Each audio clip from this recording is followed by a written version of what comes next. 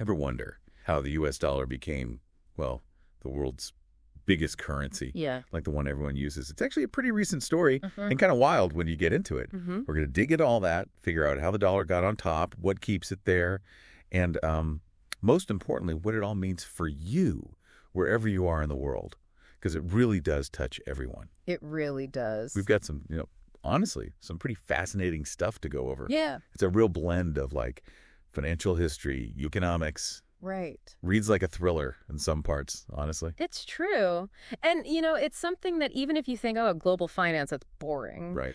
It really is crucial for understanding, how the world works today. The dollar is everywhere, Absolutely. And it wasn't always this way. Like before World War II, the U.S. dollar wasn't the top dog. That title belonged to the British pound. Yeah.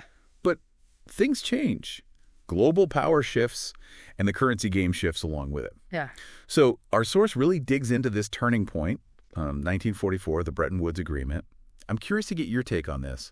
What happened there that really put the dollar on the map, so to speak? So picture this, right? You've got a world recovering from war. They're desperate for some kind of stability.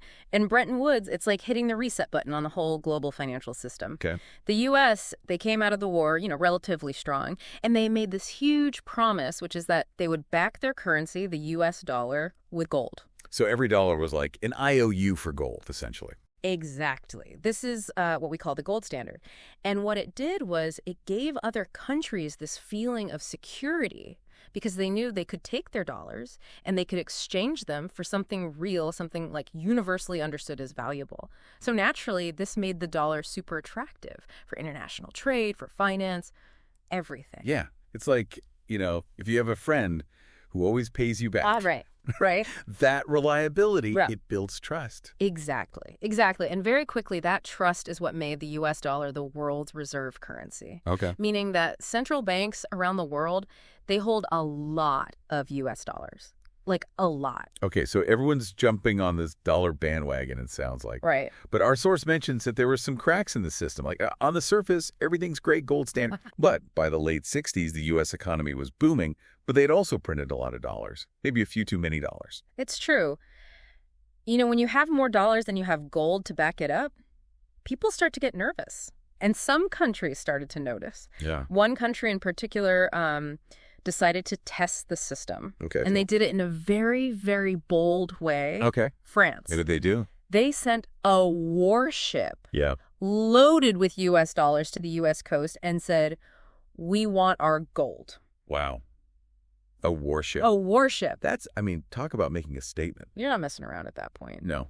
So they were, that's a pretty clear sign that there were some doubts creeping in about this whole gold guarantee, I would say. Absolutely. And it really set the stage for, a massive shift in the global financial system, and it completely changed the fate of the U.S. dollar forever. So we've got France, warship full of dollars, pulling up to the U.S., demanding their gold. Like, what happens next?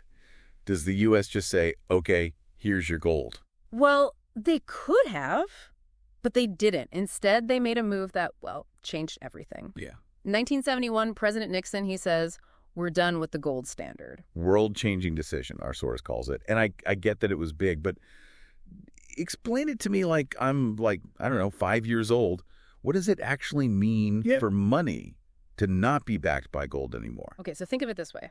The money you use every day, right? It's called fiat currency. Fiat currency. It's not tied to gold or anything like that. It's backed by, the government that issued it. So instead of it being like, this dollar is good for some gold at the bank, right. It's more like, we promise this dollar is good for, a dollar's worth of stuff. Exactly. It all comes down to trust, you see. Trust in the U.S. government, trust in the U.S. economy. And if they wanted to keep the dollar on top, they had to make sure that trust stayed strong. So it's all riding on trust now. Okay, I get that. Yeah. But our source also talks about the U.S. defending its privileges, right? Like, they're the ones with the top currency. What does that even mean? And what does it mean for, everyday people like me? Good question. So remember how we talked about central banks and how they keep a bunch of their reserves in U.S. dollars? Yeah. That and the fact that, like, pretty much everyone uses the dollar for international trade, it gives the U.S. a ton of influence. I mean, it's still the currency everyone relies on, even though it's not tied to gold anymore. Right. Like, think about oil, right? Oh. The price of oil, it's set in U.S. dollars. Right. Which means every country that needs oil, they need dollars first. That affects gas prices, transportation costs, like everything, everywhere. It's a lot of power to have. That's wild when you think about it. Yeah. And our source, they don't sugarcoat things. They actually call the U.S. a war machine at one point. Yeah. It's a bit unsettling when you think about it. How does military power even play into all this? It's complicated, right? Because, yeah, the U.S. has the biggest military out there, no question. And in a way, that strength, it helps maintain, like, the global order, the same order that allows the dollar to thrive. Some people would say it's necessary, To keep things stable. To protect U.S. interests. Yeah. To keep things stable. Exactly. But then there's the whole other side of it, right? Like, are they always using that power responsibly? It makes you wonder. Yeah, and it's not like it's simple, right? There's so many moving parts. Exactly. And speaking of moving parts, our source, they make a big deal about how huge the U.S. economy is and how, like, everything's connected. They talk about, like, the tech industry, how much oil the U.S. uses and produces.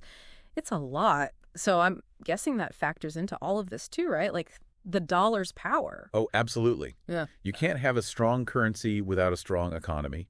I mean, obviously that's good for the U.S., but it's good for everyone else too, right? All those countries holding dollars, everyone using dollars, it all depends on the U.S. economy doing well. Right. So it's like, if the U.S. economy is a giant engine. Yeah. And when it's running, the whole world kind of hums along with it. It kind of works that way, yeah. But then that makes me think, like, what happens when that engine, sputters? Our source says that, quote, when the U.S. economy sneezes, the rest of the world catches a cold. That's a good way to put it, and it's true. Because the dollar is woven into everything, any problems in the U.S. economy, they have ripple effects everywhere. Wow.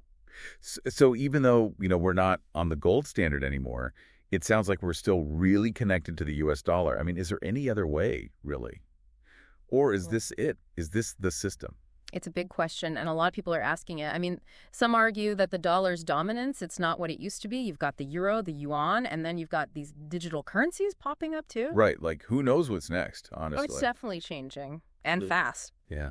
Well, I think our deep dive today has given everyone a lot to, think about. I mean, we've covered how the dollar got so big, what keeps it going, and it's a pretty wild story when you get down to it. Yeah, it really is. And even if you don't live in the U.S., this stuff, it's important. It affects everything from how much your groceries cost to, like, global politics. Well, for sure. Like, next time you pull out your wallet, take a look at those bills, those dollars. Think about it, because there's a whole lot of history, economics, power struggles, all packed into something we use every single day.